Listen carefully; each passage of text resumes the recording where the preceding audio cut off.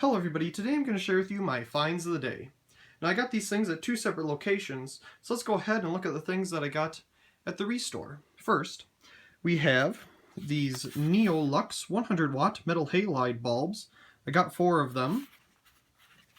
I have a couple fixtures that use them, and so I decided to pick a couple of them up. This is actually a division of Osram, so we got some good quality stuff going on here. We can see the etch of the bulb right there, Neolux 100 watt.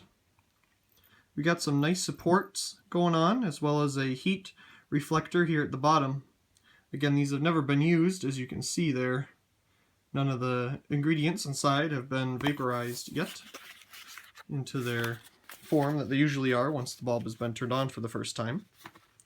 So again, there's 4 of those right here, all the same thing. Also at the Restore, picked up this fixture right here. It's a very interesting one, and there's actually a really neat story behind it. So I'll share that in the video of this fixture itself. Anyway, here is a picture of the box. StoneCo makes some pretty good quality products. I don't see them too often because they're probably really expensive, but this is a really interesting fixture. We have a nice green glass globe, and if you look inside, you'll see an interesting socket. And if you're really good, you can see that there's one hole on each side. Yes, this fixture is preheat. It takes a very interesting bulb, but they still make them. It uses a PL 22 watt lamp. The fixture is dated 2001, so that's about the time that these would have been used with those types of bulbs. They are preheat. They are a PL bulb.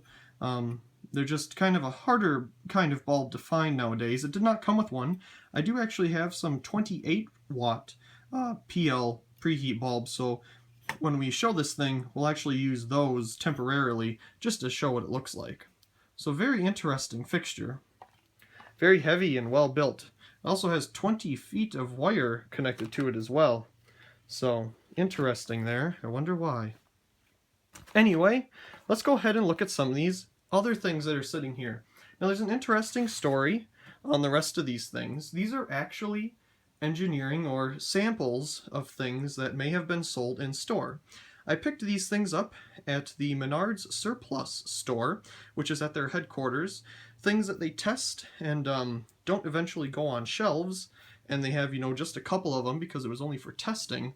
These things eventually end up at the surplus store to be sold off, because what else are they going to do with them? They can't sell them in stores because they didn't decide to do that with these brands or items.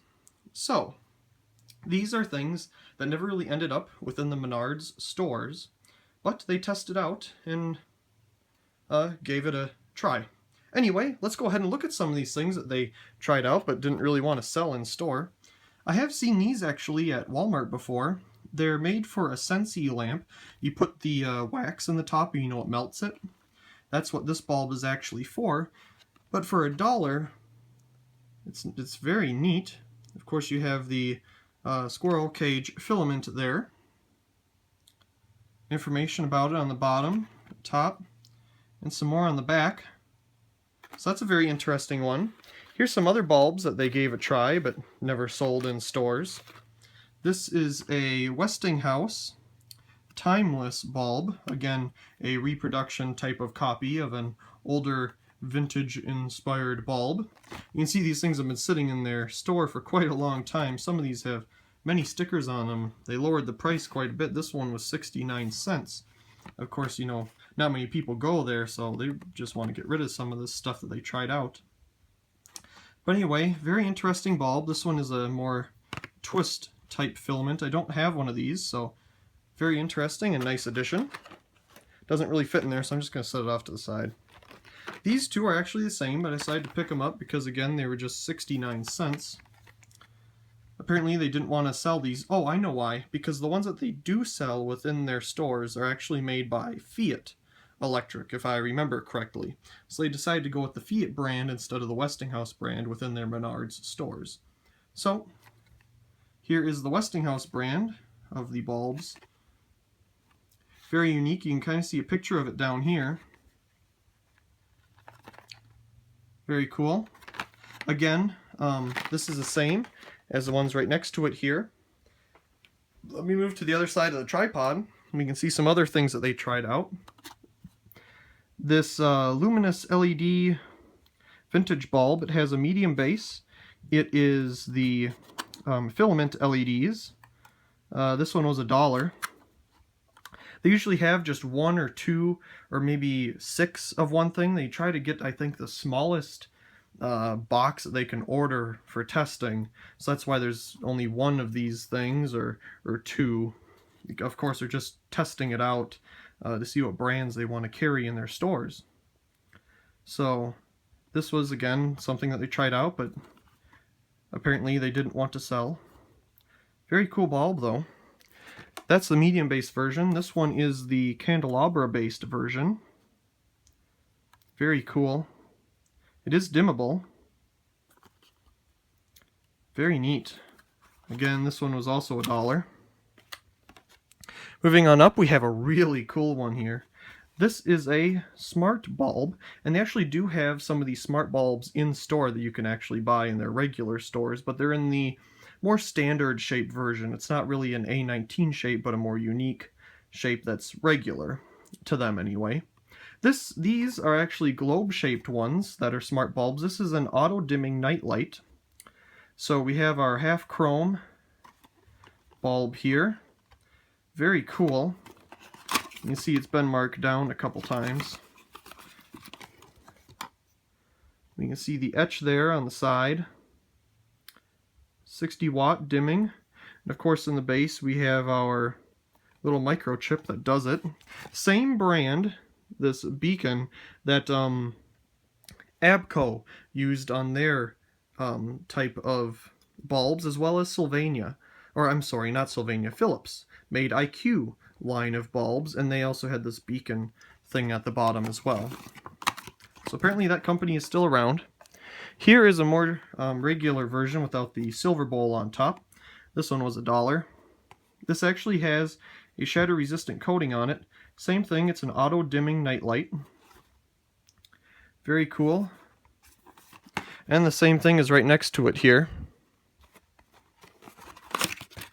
Again, apparently they didn't feel that this would sell in store, so here they are. Very neat. Again, you can see the little chip there on the bottom. There's also some instructions on the inside. It has a rubbery coating on it because it's shatter resistant. Now into some of the also interesting items, just like this cool thing.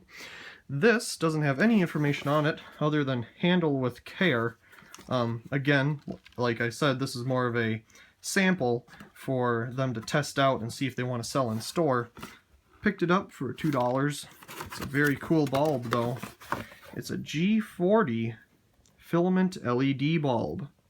I believe it would be 6 watts, but equals 60 watts. There's absolutely no information on the bulb itself, but due to the usual wattage of these filament sticks, they're usually 1 watt a piece. We have 6 of them, so 6 watts, and usually each one equals 10 watts of light output. So, yeah, probably a 60 watt equivalent, but this is really cool. Again, the only one I could find there, they didn't have a frosted version or anything, again, because of just, they use it for engineering samples and testing purposes if they want to eventually order more to put in their real stores. Now this last thing is really interesting, and I've always kind of wanted one of these.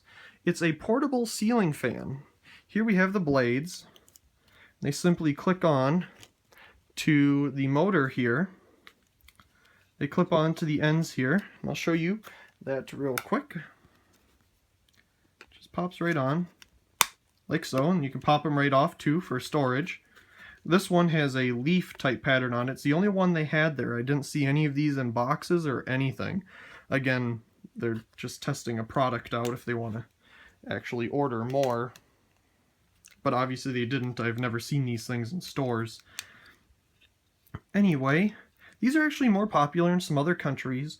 They do sell them here in the US, mostly in the 12 volt version, but this is actually a 120 volt one. Here we have a model number, and also on the side here We have the company that made it, the date that they did it, the factory code, what it is, and we can just see it's a sample. This is a sample piece. It is not a normal production for being sold in stores. So very cool. I don't know if that's a regular sample, regulatory. That's kind of looks like a Q there, but it could also be a G. It's kind of cut off. But regulatory sample maybe, but again, something they tested out and didn't really feel that they could sell in stores. Has a very interesting motor. We get our 120 volt cord going in. We get the model number again. This really sketchy looking switch, which I don't think is approved by UL at all. Whatever. And get a load of this. This plug isn't even polarized. I thought it was mandatory for things like this. Of course, some things aren't. Like the PlayStation cord, for example, isn't polarized on the end, but usually fans are in the newer products like this. But anyway, there's some interesting samples that never got to the actual stores. Very cool things, but apparently they found a different brand or just didn't think it would sell. So anyway, I really hope you enjoyed a look at some of these items. Also look forward to the individual videos of these items as well, because they'll be coming right after this one. Once again, I hope you enjoyed, and also please comment, rate, and subscribe, and thank you very much for watching.